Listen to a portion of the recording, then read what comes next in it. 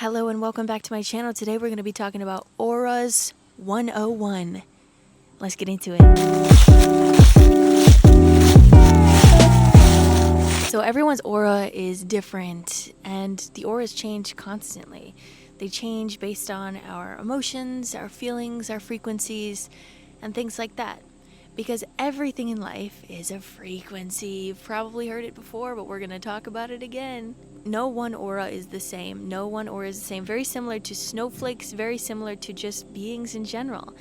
Not one of us is the same, and that's the beauty of it. And every single day it can also change. Every single moment it could change because it's based on our experiences, our internal experiences, thoughts, emotions, feelings, all things like that. So the aura is like a projection of the internal frequencies, of the energy that is moving through you. I want you to imagine that we are a crystal. Each of us is a crystal. And divine light source is the beautiful light that comes through us. Divine creator comes through us. And it amplifies this frequency. It amplifies our crystal out and around us. And that's really what we are. God source energy comes through us and amplifies our intentions out into our auric field. Our auric field can be any color, any size, any shape based on our intentions. And so this is why you can see some people maybe with very glowing energy, very big energy, ooh, so big. And then you can see some people that like you can just like almost feel the darkness around them, where it's like just kind of caving them in or keeping them secluded. And again, I want to reiterate, you don't have to see auras to understand them. And I think auric health is very important for everyone to start to understand as we're moving through this time of evolution. So just continue to visualize yourself as a beautiful crystal that is being amplified by source energy. What is the vibration that you want to send out into the world? I want you to remember that at the smallest form of us, we are just vibrating electrons. Okay, so let's go into one of our cells. In the cell, oh my gosh, that's an eagle, that's a hawk, that's an eagle. Wow, that was beautiful confirmation. Inside one of our cells, you go into the nucleus. Inside of the nucleus, you see the DNA. Inside the DNA, you see the coding. Inside the coding, you see the electrons. Vibrating lights that are going very, very quickly, moving back and forth. And this is why we can constantly be changing, because we have these electrons that are never stopping. We are constantly vibrating as beings. This is how we exist. And so energetically, everything affects us, okay? But all vibrations affect us, which is radiation, which is music, which is colors that we put on our skin, frequencies of clothing that we put on our skin, the food that goes into our body, the water that we're drinking, everything affects our aura. And so that's why auric health is so important, because it genuinely, the stronger your aura, the more healthy you are for the most part. So let's dig deeper into that. The light within us, the light that is flowing through us, is the catalyst of life. It is the reason that we are alive. So we, as beings, need to take care of that light that is flowing through us, take care of the electrons in our body, take care of the way that we are presenting ourselves to the world. Some people might not have strong auras or have very dim auras or like dark auras due to self-hatred, self-projection, self-deprecation, self-shame, or other things that other people are saying about them, other people that are mean to them or whatever. And because their aura is so small, because they don't know who they are other than when other people tell them who they are, that's why everything that someone says to them affects them. This is also from a lack of energetic boundaries, of not knowing whose energy is yours and whose energy is someone else's. It's important to understand the distinguishing factor of this is my feeling, this is not my feeling.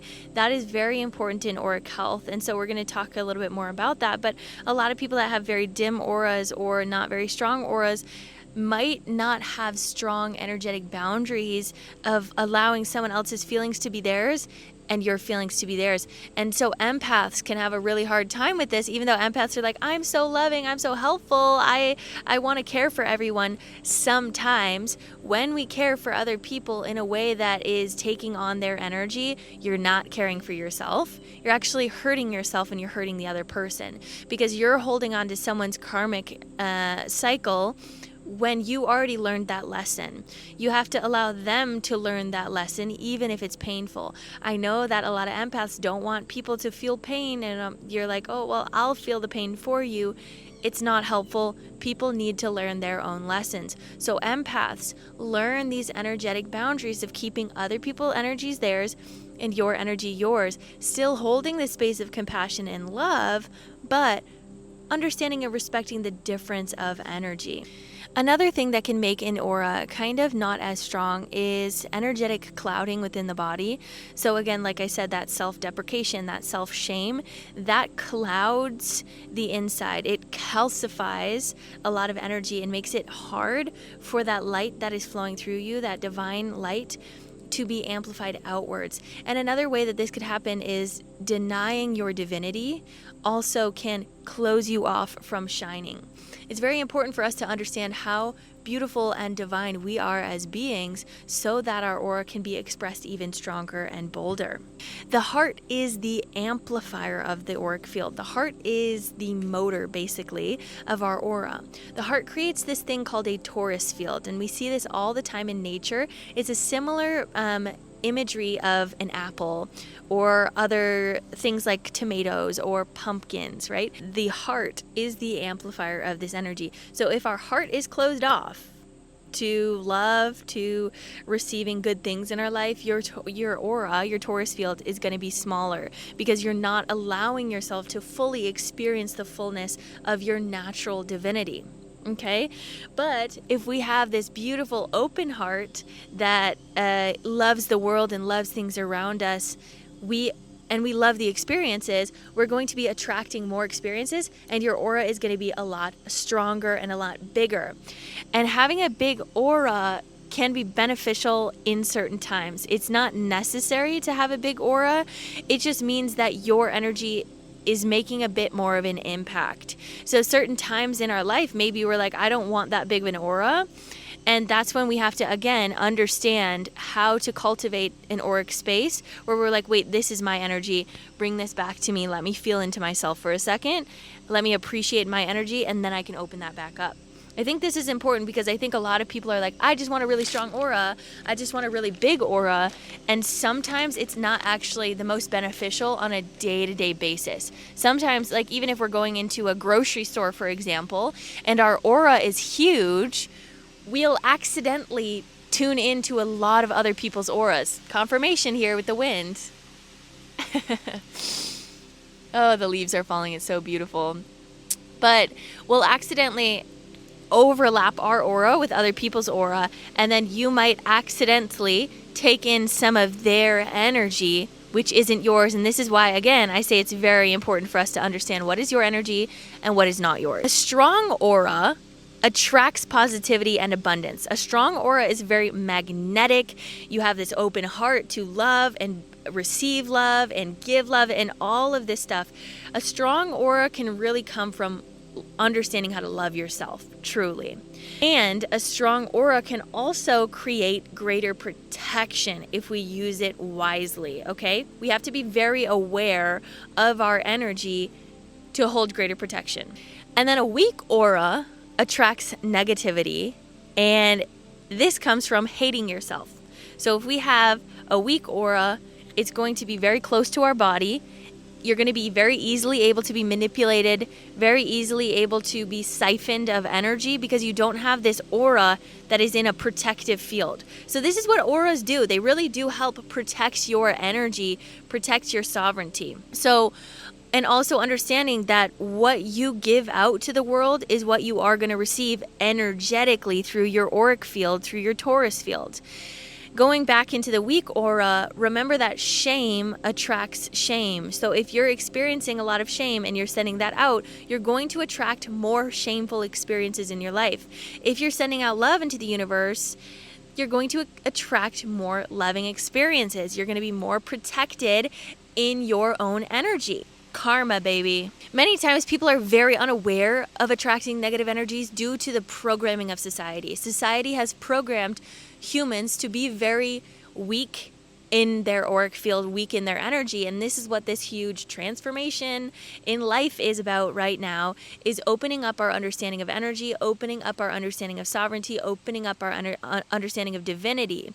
The stronger we can have our auric field, the stronger we can be as humans, the greater we can show up for the world, and the greater we can change the world. So it really truly is important to have a great and strong aura of self-love and compassion and unconditional love that flows through you at all times. And again, the stronger your aura, the bigger your aura, you're going to be sending that energy out into other people.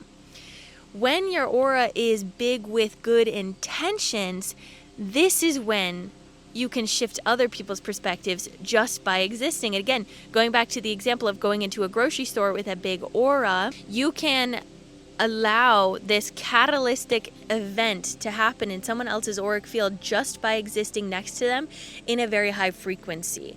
You are important. You are important. Know that. But if you're coming into a grocery store with negative intentions or being like, I don't want to be here, I don't like people, I don't want to spend my money, I'm afraid of spending money, what are you going to do? You're going to impact the energy around you. You're going to impact the people around you to also be in the same state of being. Have you ever walked into a restaurant and the waitresses and waiters just don't want to be there and you can tell? That's the energy. But we want to shift the energy to be like, people really like being here. I like being here. I like being alive. The more that we can do this, the more it influences other people, and it's contagious. It really is. That higher frequency of unconditional love is contagious. There are a couple things in the aura that can affect it, and these can be like holes in the aura. And the most common one, and I'm just going to talk about one example here and confirmation with the trees. Hi, trees. The biggest example of a hole in an aura is a dissociative auric field. And that is where there's like a hole on the top of your aura here that allows your astral body to go up into the higher realms very easily and sometimes uncontrollably. And this is where we have dissociative disorders, where it's just natural for people to be dissociative like midway through a conversation and they're just not there. Or and this can come from a lot of trauma growing up, a lot of trauma in your life where it was the safest thing for you to do was to push out of your own aura and to get out of your body.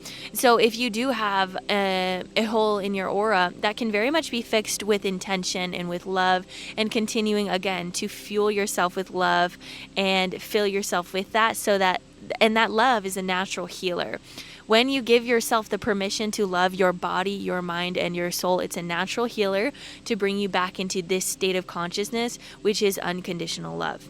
And again, there's many different holes in the aura. So if you're interested in more of this content, I do have an energy healing course, which is where I took a lot of this information from to share with you guys. If you're interested in that, go check out my link in bio. I have my course listed. It is $40 for a lot of energy understanding and a lot of the basics to understanding energy work. So go check that out. Let's go into how do you keep your aura healthy? And there's so many different ways to do this, but one of the greatest ways truly is staying hydrated. And why is this? Because when we have a lot of fluidity, when we have a lot of lubrication in the body, it helps lubricate the electrons to consistently flow, to move out of a state of stagnancy, and it helps just the body in general feel refueled. Water itself is an energy that remembers things. It holds memory.